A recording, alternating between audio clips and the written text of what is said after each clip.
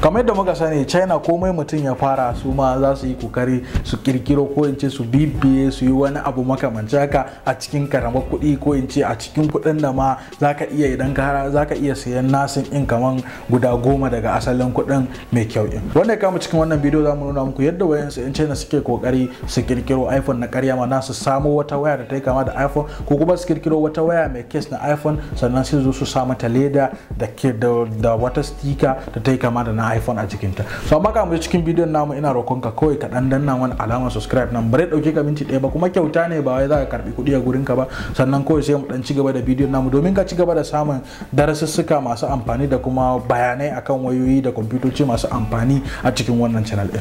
Ba tare da bata muku lokaci ba bari mu je mu ga wayar nan yan China din ya da su yi wannan aiki nasu.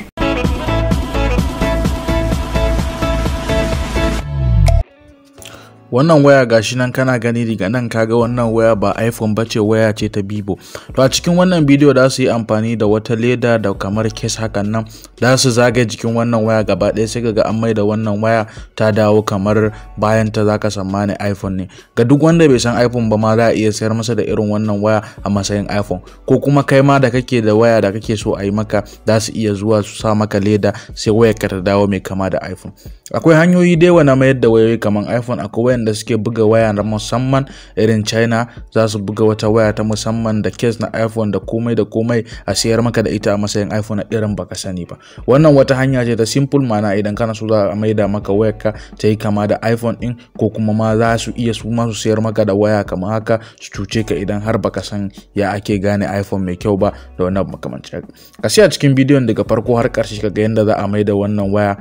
Daga karshen wannan bidiyo zaka ga wayar ta dawo ta baya complete ne, za ka yi tsammanin iPhone ne.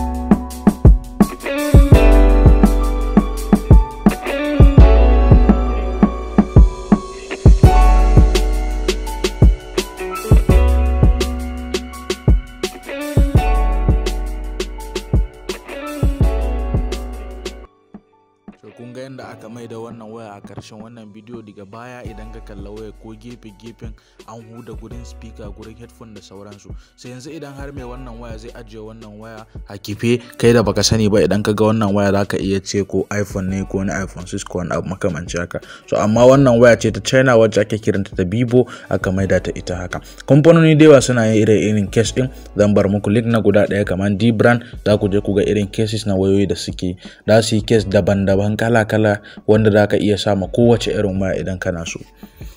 Ina fata kun ji daɗin wannan video, sannan za ku danna mana liking ku kuma yi mana sharing na bidiyon nan da 'yan uwa da abokan arziki. Mun gode, sai mun haɗa video na gaba.